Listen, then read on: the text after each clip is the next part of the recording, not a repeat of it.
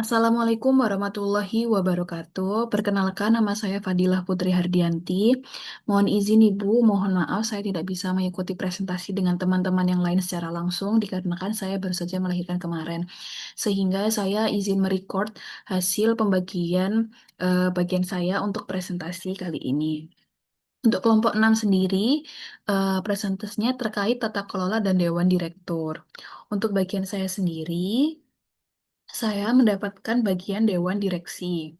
Jadi, Dewan Direksi itu adalah organ eksekutif perusahaan yang bertanggung jawab penuh atas pengurusan dan pengelolaan operasional harian perusahaan, menetapkan arah strategis, serta mewakili perusahaan di dalam dan luar pengadilan.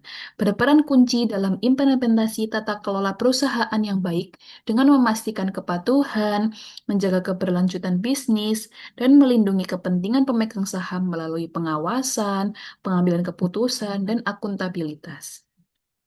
Peran Dewan Direksi dalam tata kelola yang pertama yaitu pengembangan strategi, yaitu dengan menetapkan visi misi, arah strategis perusahaan, menyetujui rencana bisnis, anggaran, dan target kinerja. Yang kedua yaitu pengawasan pengendalian, dengan mengawasi kinerja manajemen eksekutif, menetapkan dan memelihara kerangka kerja manajemen risiko dan pengendalian internal yang efektif, dan memastikan kepatuhan terhadap hukum, peraturan, dan standar perilaku bisnis. Yang ketiga yaitu kepemimpinan dan pengambilan keputusan, yaitu dengan memberikan kepemimpinan dan bimbingan strategis dan membuat keputusan penting terkait kebijakan dan operasional utama.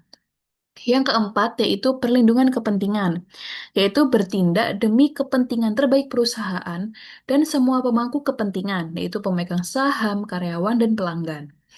Dan yang kedua, menjaga keberlanjutan dan pertumbuhan jangka panjang perusahaan. Mereka ini bertindak sebagai jembatan antara pemilik pemegang saham dan operasional harian perusahaan. Selanjutnya yaitu jenis-jenis direktur. Ketiga, direktur eksekutif, direktur non-eksekutif, dan direktur independen. Perannya beda-beda. Untuk direktur eksekutif itu perannya anggota tim manajemen senior, bekerja penuh waktu, dan terlibat langsung dalam operasional harian perusahaan.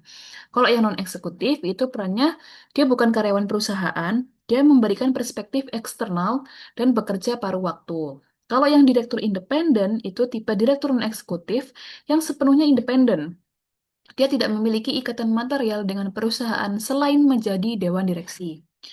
Tanggung jawabnya yang pertama direktur eksekutif yaitu mengelola tugas manajerial dan memastikan perusahaan berjalan sesuai tujuan harian. Kalau non-eksekutif, mengawasi direktur eksekutif, memberikan arahan strategis, memastikan kepatuhan dan melindungi kepentingan pemangku kepentingan. Kalau direktur independen, tanggung jawabnya memberikan penilaian yang tidak memihak dan objektif, sangat penting untuk tata kelola perusahaan yang baik atau good corporate governance. Hubungannya, kalau direktur non-eksekutif itu, dia bisa memiliki hubungan material dengan perusahaan, misalnya perwakilan pemegang saham utama atau pemasok, namun dia tidak terlibat dalam operasional harian. Kalau direktur independen, dia bebas dari konflik kepentingan internal dan sering ditugaskan di komite audit atau kompensasi.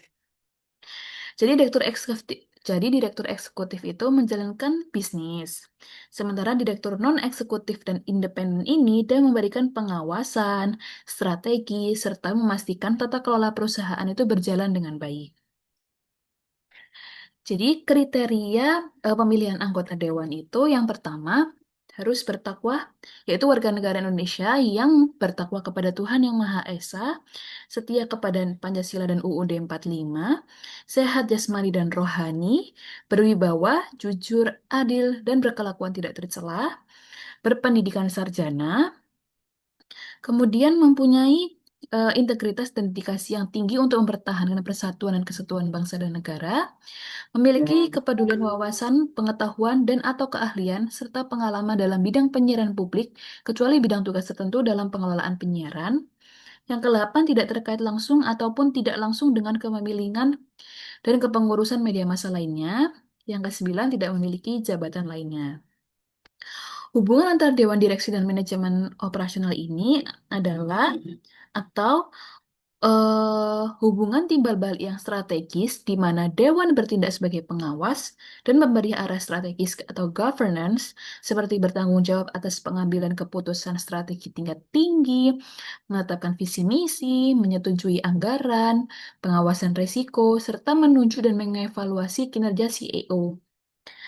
Sementara kalau manajemen operasional itu bertanggung jawab untuk eksekusi sehari-hari atau execution dan melaporkan kinerja bisnis secara berkala. Demikian presentasi saya hari ini. Terima kasih atas pengertiannya, Ibu.